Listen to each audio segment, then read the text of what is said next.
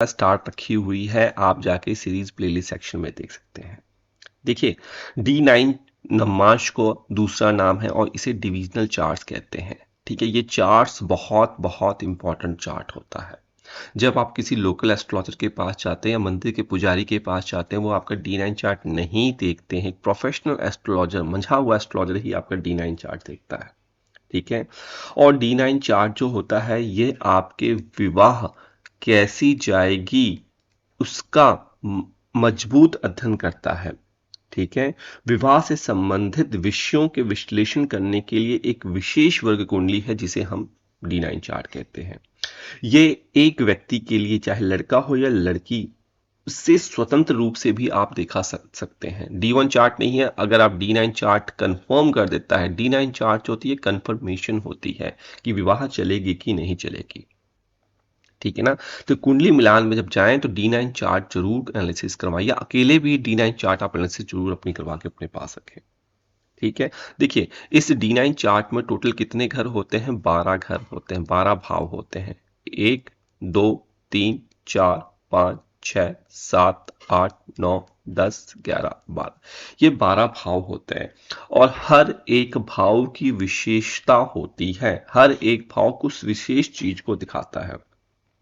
ठीक है, तो D9 चार्ट को नमाज कुंडली भी कहा जाता है। ये जन्म कुंडली के सप्तम भाव का विस्तृत रूप होता है। जो आपका D1 चार्ट होता है, ठीक है, उसमें जो 7वां घर होता है, 7th हाउस होता है। ठीक है जी, ये उसका एक डीप चार्ट होता है। 7th हाउस का आप कह लीजिए ये MRI या CT स्कैन चार्ट होता है जो डीपली आप चेक करते हैं। ठीक है, तो इसीलिए होता है जब MRI महंगी होती है तो जो एस्ट्रोलॉजर D9 चार्ट के एनालिसिस करते हैं वो थोड़ा सा इसकी फीस थोड़ा सा ज़्यादा लेते हैं। तो इसे घबराइए मत, लाख रुपए शादी में खर्च कर देते हैं, कुछ पैसे खर्च करके एनालिसिस जरूर करवा लिया कीजिए। आ रही है बात समझ में? तो D9 चार्ट में मौजूद ग्रहों से व्यक्ति के भाग्य, वैवाहिक जीवन और कर्मों के नतीजों का पता चलता है। D9 चार्ट में मौजूद ग्रहों से व्यक्ति के पिछले जन्म से धर्म का भी पता चलता है। ठीक है, पहला घर, अब ये देखिए ये होता है आपका फर्स्ट हाउस। D9 का ये पहला घर होता है। ठीक है, तो विवाह के लिए नमांश लग्न एक मुख्य विचार है। तो इसका जो लग्न होता है वो बहुत ज्यादा इंपॉर्टेंट मायने करता है D9 चार्ट का। ठीक है, एक बली लग्न और लग्नेश विवाह देता है। लग्न हो गया और इस लग्न का जो मालिक होगा, ठीक है, उसे हम कहते हैं लग्नेश। क्या कहते हैं? उसे हम लग्नेश कहते हैं। हर चार्ट में, डिविजनल चार्ट में ऐसे ही होता है। ठीक है, तो लग्न और लग्नेश जो होते हैं ये बताते हैं हाँ या ना, शादी होगी या नहीं होगी। एग्जैक्टली जो है वो D9 चार्ट ही बताता है।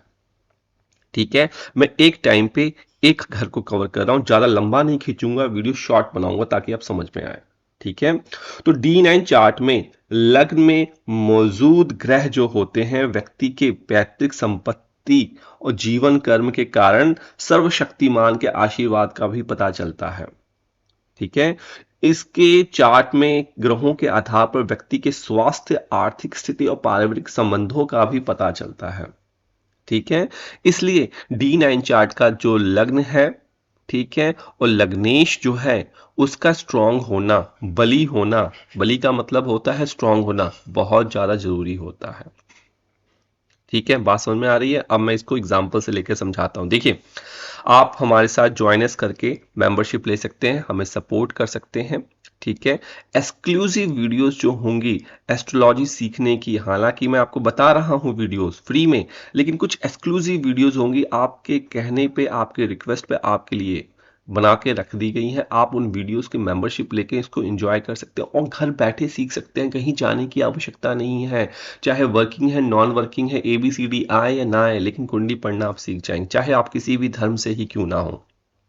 ठीक है, तो मेंबरशिप आप जरूर ज्वाइन कीजिए। बाकी पर्सनल कंसल्टेशन के लिए डिस्क्रिप्शन बॉक्स है और हमारी ईमेल के थ्रू भी आप हमसे कांटेक्ट कर सकते हैं, ऐप के थ्रू भी कांटेक्ट कर सकते हैं। आगे बात समझ में आइए, अब इसी चार्ट को हम इसी चीज को ध्यान से देखते हैं। हम मान लीजिए किसी का लग्न जो है वो पैदा हुआ है 12 नंबर में, D9 चार्ट 12 का है, तो एक इस तरीके से नंबर लिखा होगा 3 4 5 6 7 8 9 10 11।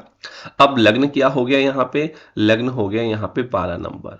12 क्या होती है? पाइसिस, मीन राशि होती है ये। ठीक है, अब इसका मालिक कौन होता है? जिसने कुंडली पढ़ना सीखा है, तभी कहा है ले लीजिए ज्वाइन अस मेंबरशिप, उसे पता होगा कि मीन राशि का लग्नेश कौन होता है? बृहस्पति देव होते हैं। ठीक है, तो अब आपने क्या करना है? दो चीजों को सबसे पहले फोकस करना है, एक लग्न को, लग्न की राशि को, और एक लग्न के मालिक को। ठीक है, अब पहला घर में क्या था? पहले घर की बात कर रहा हूं। हर चार्ट में आपको पहले यहां पे 1 से 12 तक कोई भी नंबर लिखा हो सकता है। तो देखिए बृहस्पति देव कहाँ बैठे हुए हैं।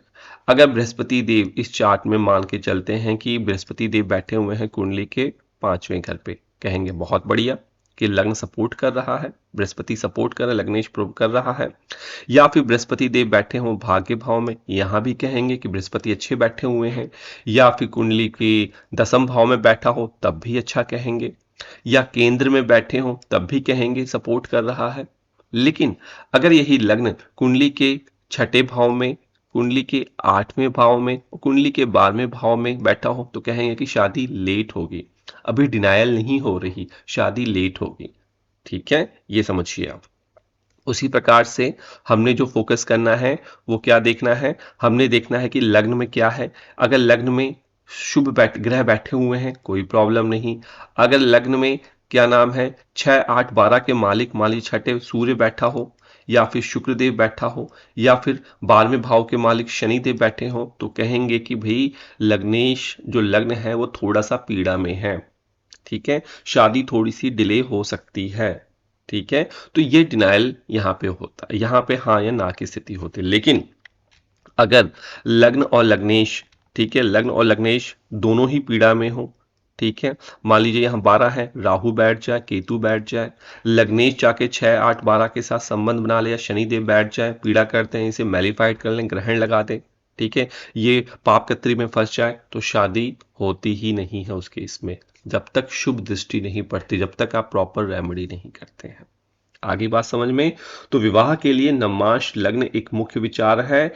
एक बली लग्न और लग्नेश विवाह देता है। तो पहले घर का मालिक लग्नेश जो भी है आपके चार्ट में, अगर उच्च का बैठा हुआ है, स्वराशि का बैठा है, अपनी त्रिकोण राशि में बैठा है, मित्र के घर पर बैठा है, तो वो आपको अच्छा फल देगा, शादी के लिए प्रॉमिसिंग वो जरूर करेगा। ठीक है, बात समझ में आई आपको? तो यहाँ पे इजाजत दीजिए। नमस्कार, श्री राधे।